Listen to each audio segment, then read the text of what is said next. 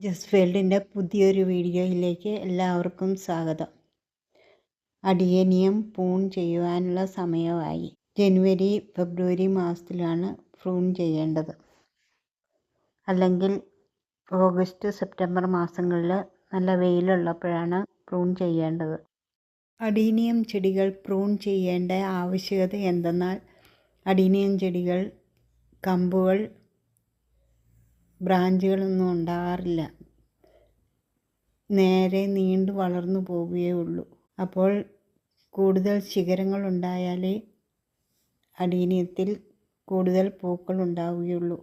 Prune ചെയ്തു കൊടുത്താലേ prune ചെയ്യുന്ന ഭാഗത്തു നിന്നും മുറിവിൻ്റെ അടിഭാഗത്തു നിന്നും കൂടുതൽ ബ്രാഞ്ചുകൾ ഉണ്ടായി പൂക്കൾ ഉണ്ടാവുകയുള്ളൂ. ഇത് വലിയൊരു പ്ലാന്റാണ്. ഇതിൻ്റെ തണ്ടുകളൊക്കെ നീണ്ടു പോയിരിക്കുകയാണ്. പ്രൂൺ ചെയ്യുവാനായി പുതിയ ഒരു ബ്ലേഡ് എടുക്കുക. പ്രൂൺ ചെയ്യുവാനുള്ള കമ്പിൻ്റെ 2 ഇഞ്ച് മുകൾ ഭാഗത്ത് വെച്ച് കട്ട് ചെയ്യുക. ഇങ്ങനെ നീണ്ടുപോയിട്ടുള്ള എല്ലാ കമ്പുകളും മുറിച്ച് മാറ്റുക. തീരെ ചെറിയ കമ്പുകളൊന്നും ഞാൻ മുറിച്ചിട്ടില്ല. ബാക്കിയെല്ലാം കട്ട് ചെയ്ത് മാറ്റിയിട്ടുണ്ട്. കട്ട് ചെയ്ത് കളഞ്ഞ കമ്പുകളൊക്കെ നമുക്ക് അത് നട്ടുവെച്ച് വേറെ തൈ ഉണ്ടാക്കിയെടുക്കാം. ഇതുപോലെ കമ്പുകൾ നീണ്ടുപോയിട്ടുള്ള വേറെ ചെടികളുടെയും കമ്പുകൾ പ്രൂൺ ചെയ്ത് മാറ്റുന്നുണ്ട്. കമ്പുകൾ മുറിക്കുമ്പോൾ മുറിച്ച ഭാഗത്തു നിന്നും വെളുത്ത നിറത്തിൽ ദ്രാവകം വരും. അതെല്ലാം ഒരു തുണി കൊണ്ടോ കോട്ടൺ കൊണ്ടോ തുടച്ച് മാറ്റിയ ശേഷം അവിടെ സാഫ് പേസ്റ്റ് രൂപത്തിലാക്കി തേച്ച് കൊടുക്കേണ്ടതാണ്. മുറിഞ്ഞ ഭാഗത്തൂടെ ഫംഗൽ ഇൻഫെക്ഷൻ ഉണ്ടായി കമ്പുകൾ ചീഞ്ഞു പോകാതിരിക്കുവാൻ വേണ്ടിയാണ് സാഫ് തേച്ച് കൊടുക്കുന്നത്. 2 ആഴ്ചയൊക്കെ കഴിയുമ്പോഴേക്കും മുറിച്ച ഭാഗത്തു നിന്നും അതിൻ്റെ താഴെ നിന്നും 2ഉം 3ഉം ശിഖരങ്ങളൊക്കെ പുതിയതായി പൊട്ടിമുളച്ച് വരുന്നു തുടങ്ങും. പ്രൂൺ ചെയ്ത ശേഷം നൈട്രജൻ അടങ്ങിയിട്ടുള്ള വളങ്ങളും പൂക്കുവാനുള്ള വളങ്ങളും ചെടികളുടെ ചുവട്ടിൽ ഇട്ട് കൊടുക്കണം. ധാരാളം ശിഖരങ്ങളുണ്ടായി നിറയെ പൂക്കളും ഉണ്ടായി നിൽക്കുന്നതാണ്.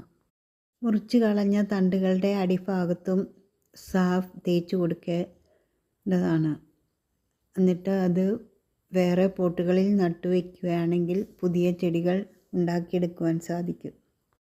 ഈ വലിയ അഡീനിയം ചെടി റീപോർട്ട് ചെയ്തിട്ട് 2-3 വർഷമായി. നമുക്കിതൊന്ന് റീപോർട്ട് ചെയ്യാം.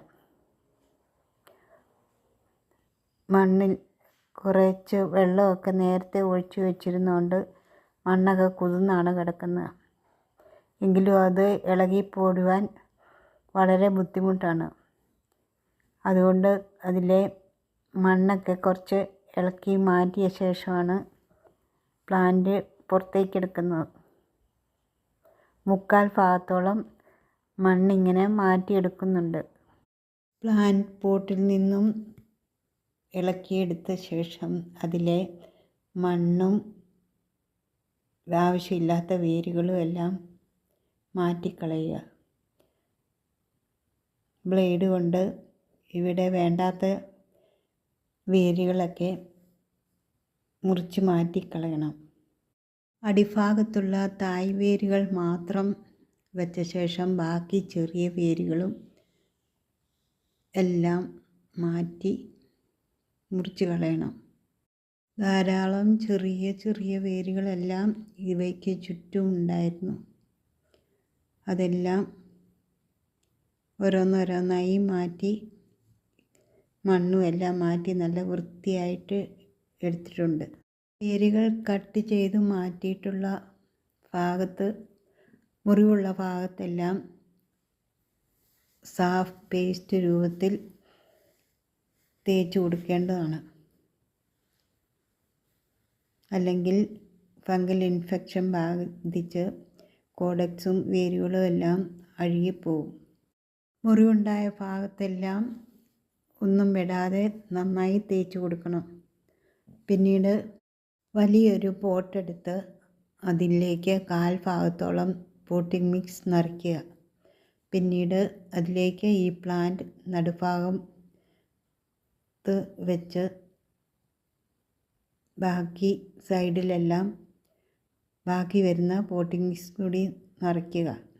എല്ലാ ഭാഗത്തും പോട്ടിംഗ് മിക്സ് ഇട്ട് ലെവലാക്കുക. 3/4 ഭാഗത്തോളം മാത്രമേ പോട്ടിംഗ് മിക്സ് നിറച്ചിട്ടുള്ളൂ. പ്ലാന്റ് കുറച്ച് ഉയർത്തിയാണ് വെച്ചിട്ടുള്ളത്.